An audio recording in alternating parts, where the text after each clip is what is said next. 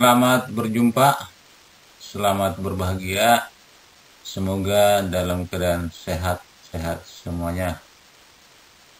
Minggu kemarin kita sudah membahas mengenai mesin listrik secara umum. Dalam pertemuan kali ini kita akan membahas kompetensi dasar, yaitu memahami jenis dan karakteristik motor listrik.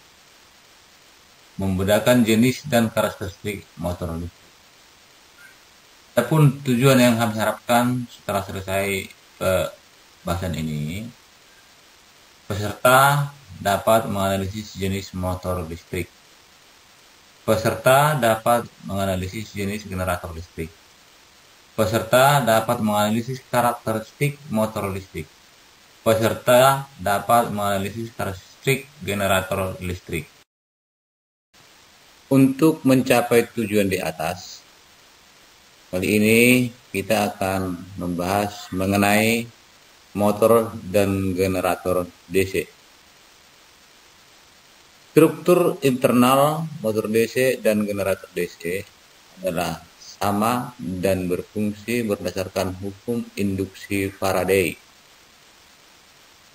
Hukum Faraday inilah yang kemudian menjadi dasar dari prinsip kerja induktor, transformator, solenoid, generator listrik, dan motor listrik. Di mana Faraday membuktikan bahwa pada sebuah kumparan yang terletak di antara medan magnet, kemudian kumparan tersebut diputarkan secara periodik, di mana kumparan terkurung oleh garis gaya magnet akan terbangkit gaya gerak listrik. Boleh diperhatikan pada gambar berikut.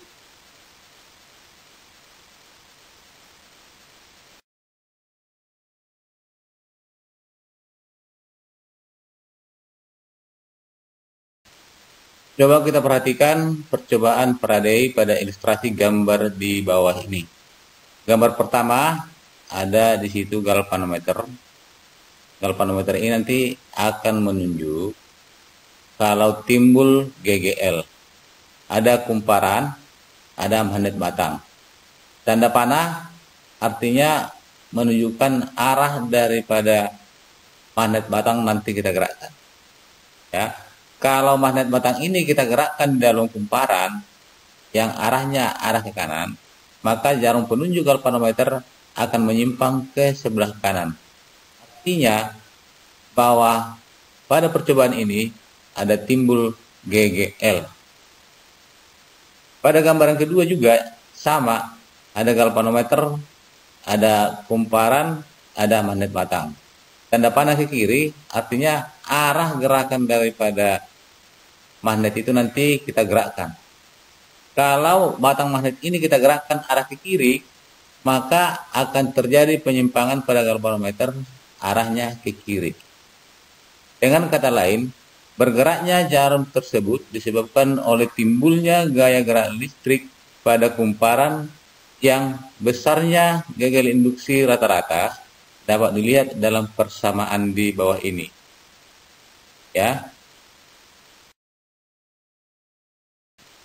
Keterangan persamaan di atas tadi adalah N itu disamakan dengan banyaknya lilitan dari kumparan. D flux atau perubahan flux magnet dalam satuan Maxwell. dt atau perubahan waktu dalam satuan detik. Tanda minus di sini adalah bukan nilai matematis. Tetapi pada persamaan ini adalah sesuai dengan hukum Lenz yang mengatakan bahwa arah dari induksi adalah sedemikian rupa sehingga melawan sebab yang menimbulkannya. Itulah arti daripada tanda min. Namun cara motor DC beroperasi berbeda dengan cara operasi generator DC. Motor DC memerlukan suplai tegangan searah pada kumparan jangkar dan kumparan medan untuk diubah menjadi energi mekanik. Generator DC merubah energi mekanik menjadi energi listrik DC. Fisik dasar generator DC dan motor DC adalah sama.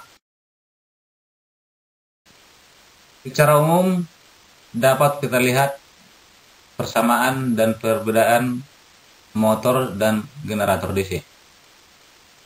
Yang pertama, struktur internal dasar motor dan generator DC adalah sama dan bekerja berdasarkan hukum induksi Faraday. Yang kedua, generator memiliki input energi mekanik dan memberikan output arus DC, sedangkan motor memiliki input arus DC dan output mekanik. Yang ketiga, keduanya menggunakan mekanisme komutator.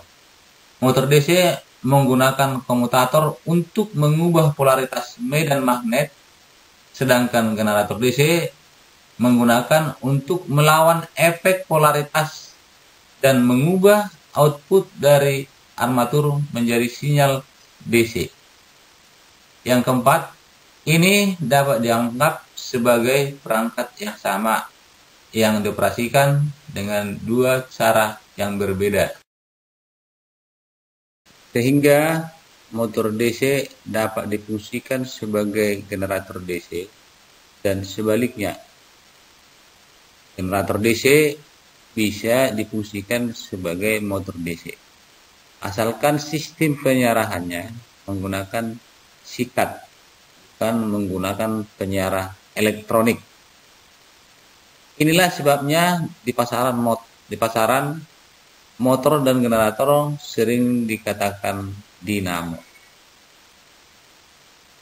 Pada motor DC dan generator DC, kumparan medan disebut stator dan kumparan jangkar disebut rotor.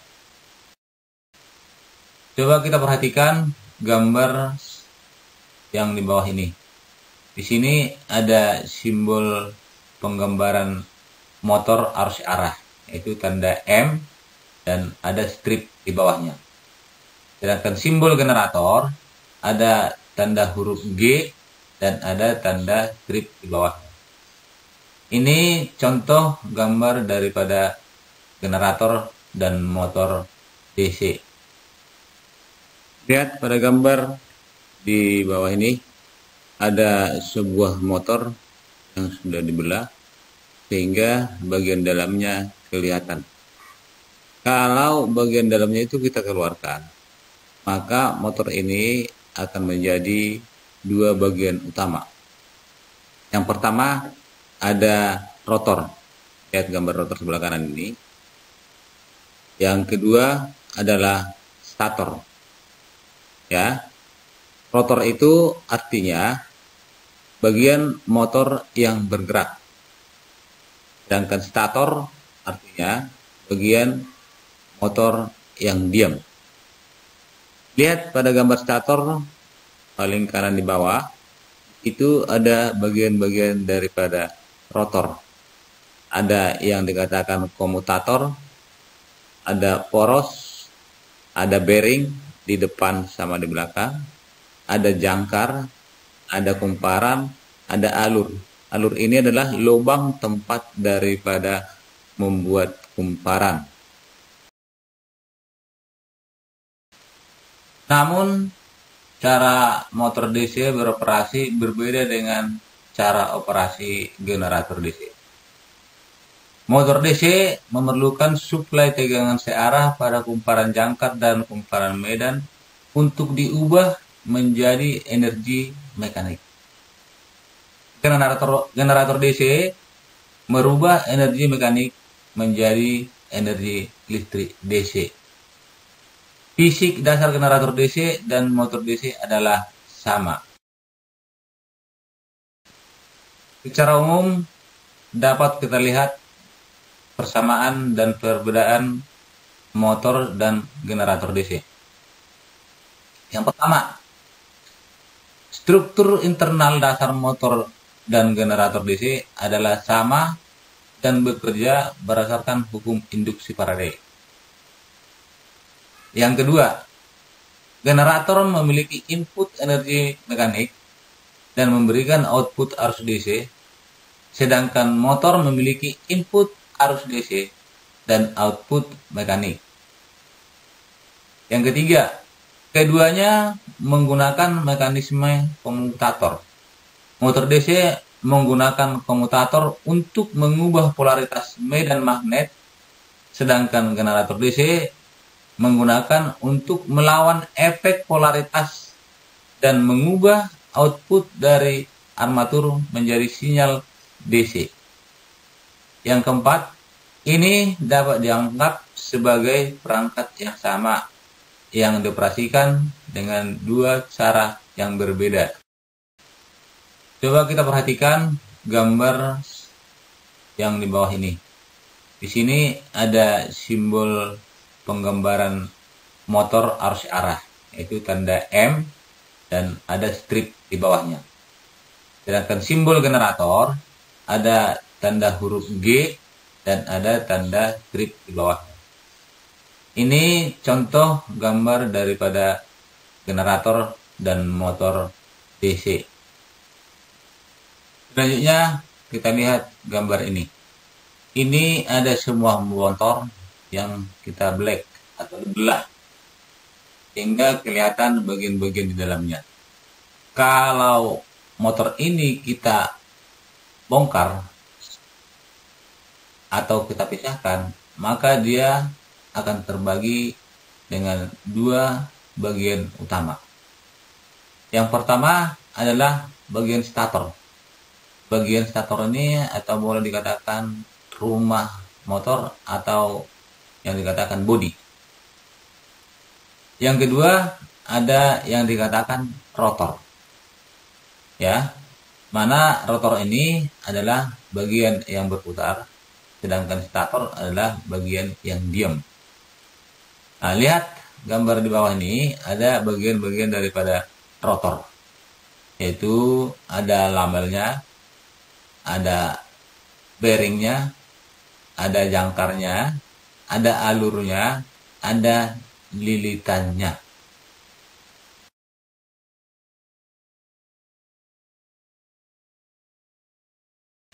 Kalau kita identifikasi bahwa konstruksi motor arus searah memiliki bagian-bagian utama, yaitu ada rangka, ada kutub medan, ada sikat, ada kumparan medan, ada jangkar, ada kumparan jangkar, ada celah udara, ada komutator. Berikut ini adalah penjelasan bagian-bagian untuk konstruksi motor arus searah. Bagian yang pertama yaitu rangka. Rangka motor DC yaitu tempat meletakkan sebagian besar komponen mesin dan melindungi bagian mesin. Dapat kita lihat pada gambar ini. Ini adalah rangkanya. Ya. Ini juga termasuk rangkanya. Nanti sebagian komponennya itu adalah diletakkan atau ditempelkan di dalam rangka motor ini. Bagian yang kedua yaitu kutub medan. Kutub medan terdiri dari inti kutub itu sendiri dan sepatu kutub. Sepatu kutub yang berdekatan dengan celah udara yang ada di antara ruang kosong motor arus searah dibuat lebih besar dari badan inti. Fungsi daripada kutub medan adalah untuk menahan kumparan medan di tempatnya, kemudian menghasilkan distribusi fluksi magnet yang lebih merata di seluruh jangkar dengan menggunakan permukaan yang melengkung inti kutub dari laminasi plat-plat baja. Maka kutub medan direkatkan bersama-sama kemudian dibalut pada rangka. Pada inti kutub ini dibelitkan kumparan medan yang terbuat dari kawat tembaga yang berfungsi untuk menghasilkan fluksi magnet. Dapat kita lihat dalam gambar yaitu kutub medan magnet. Di sini ada kutub utara dan selatan. Jadi nanti di dalamnya ini akan dibuat kumparan yang akan diputar. Bagian yang ketiga yaitu komutator.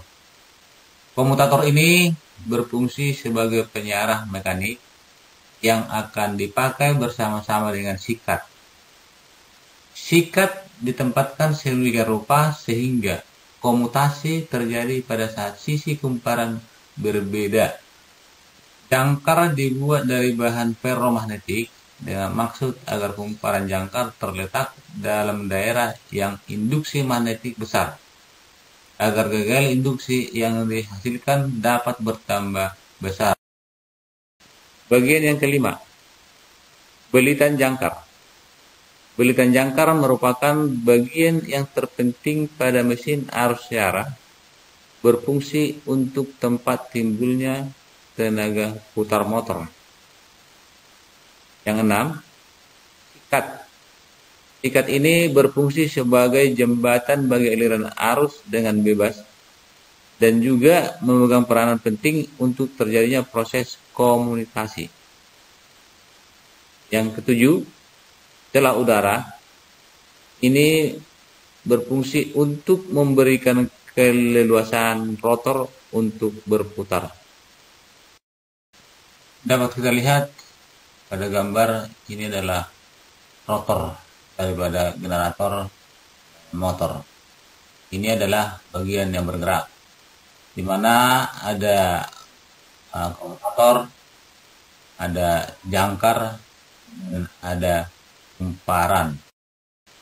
Yang nomor 8, kutub medan.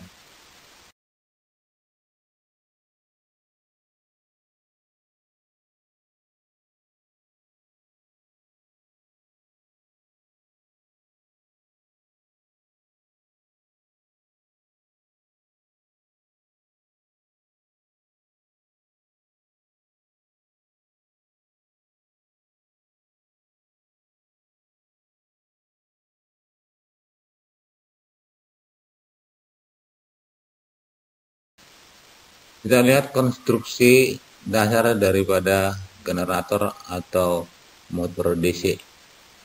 Di situ ada komponen utama yang berupa fluksi magnetik yang nanti dibangkitkan oleh kumparan kemagnetan. Seperti kita tahu, di dalam kemagnetan itu pasti ada dua kutub, yaitu kutub utara dan kutub selatan. Dan berikutnya pasti ada kawat penghantar. Kawat penghantar ini nanti itu berupa kumparan tegangan. Lihat pada gambar di bawah ini. Di sini ada kumparan kemagnetan. Ada fluksi magnet. Ada kawat penghantar atau berupa nanti kumparan. Baru ada juga di bawah pada kutub selatannya ada kumparan kemagnetan.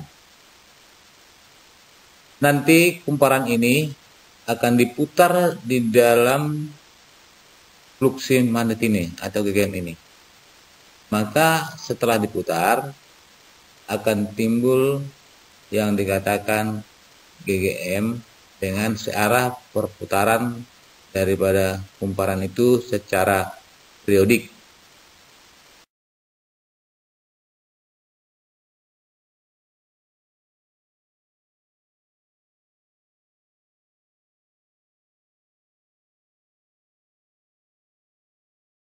Selanjutnya dapat kita lihat prinsip kerja daripada generator atau motor DC-nya. Lihat pada di bawah, dalam konstruksi dasarnya pasti ada kumparan kemagnetan, yaitu berupa stator, ada kumparan tegangan yang berupa rotor. Lihat pada gambar di atas, itu ada kumparan tegangan yang dililitkan kepada lempengan besi. Itu yang kutub utara. Sedangkan yang biru itu berupa kutub selatan, juga ada di sini kumparan yang dililitkan kepada lempengan besi. Tentu kalau kutub utara dan kutub selatan dibuat di dalam rangkaian tertutup, maka akan timbul yang dikatakan GGM seperti garis-garis panah yang merah ini. Di situ ada di dalamnya kumparan tegangan. Kumparan tegangan ini akan dihubungkan kepada poros putar, ya, di mana poros putar ini nanti akan dihubungkan kepada ujung daripada kumparan ini dihubungkan kepada lamel dan dihubungkan kepada sikat. Apabila kumparan ini diputar di dalam medan magnet ini, maka akan timbul yang dikatakan GGM. Lihat pada konfigurasi sebelah kanan, itu ada kutub magnet utara yang merah, ada kutub magnet selatan.